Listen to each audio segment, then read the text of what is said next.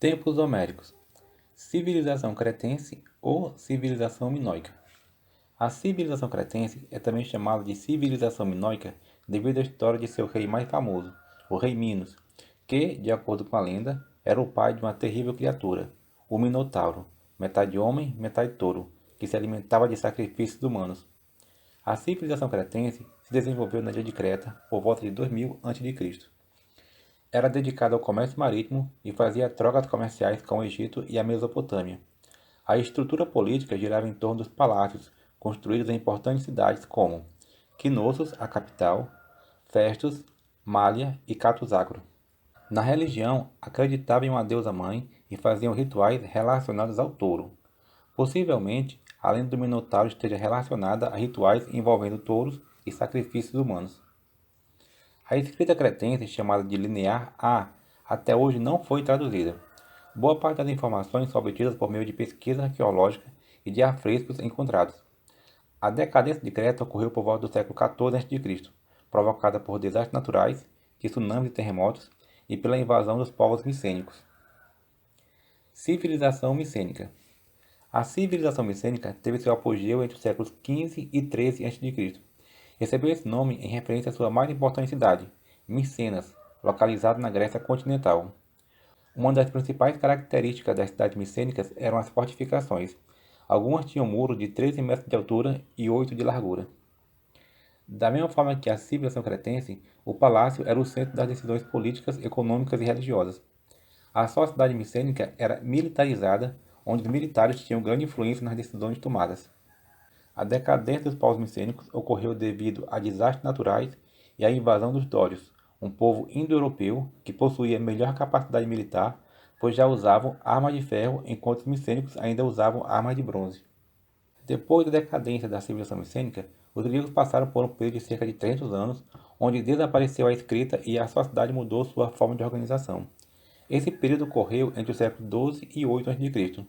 e é chamado de tempos homéricos, porque tudo o que se sabe sobre esse período são relacionados às duas obras escritas por Homero, a Ilíada e a Odisseia.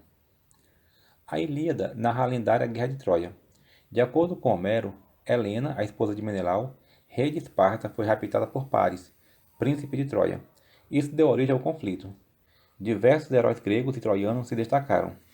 Aquiles, cujo único ponto fraco era o calcanhar, Heitor, principal herói troiano, Ajax, considerado o maior herói grego da Guerra de Troia, depois de Aquiles, Cassandra, profetisa que só previa desgraças, Odisseus, que teve a ideia de invadir a cidade usando um cavalo gigante de madeira cheio de soldados gregos escondidos.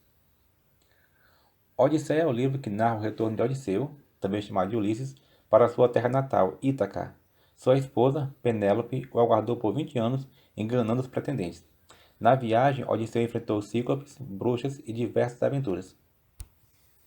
Nos tempos homéricos, os gregos se organizaram em comunidades gentílicas, ou seja, baseadas nos gêneros, que eram grandes famílias lideradas por um chefe com a autoridade de juiz, líder religioso, político e militar. Esse chefe era chamado de pater. No início, a propriedade da terra e dos instrumentos de trabalho eram coletivas, mas com o aumento da população, só os parentes mais próximos do pater ficavam com acesso às propriedades.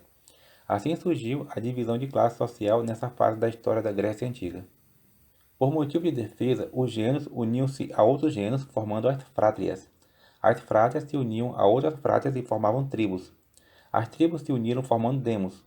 Os demos eram governados por um chefe com o título de basileu, que significa rei. Os parentes mais próximos dos pater eram chamados de eupátridas, que significa bem-nascidos. Eram os nobres que passaram a possuir as melhores terras para o cultivo. Os agricultores que ficaram com as terras menos produtivas eram chamados de geórgos. Os que ficaram sem terras e, portanto, marginalizados foram chamados de tétis. A união de vários demos deram origem a polis, que eram cidades-estado da Grécia Antiga. Essas cidades-estados eram compostas de 3 elementos básicos: o território agrícola, o núcleo urbano, com praças, templo, mercado, porto, etc., e a Acrópole, cidade alta, ponto de defesa e símbolo de unidade territorial. A concentração de terras, as dívidas contraídas pelos pequenos proprietários, a habilidade no comércio marítimo, a geografia favorável e as disputas por terras estimularam os gregos a colonizar novos territórios. Espalharam-se pelo Mediterrâneo e fundaram mais de 150 colônias entre os séculos 8 e 6 a.C. A Grécia ficou dividida da seguinte forma: a Grécia continental, formada pela Península Balcânica; Grécia insular, formada pelas ilhas do Mar Egeu, da qual a mais famosa é a ilha de Creta; Magna Grécia, que corresponde ao sul da Itália atual; Grécia Asiática, na região da Ásia Menor.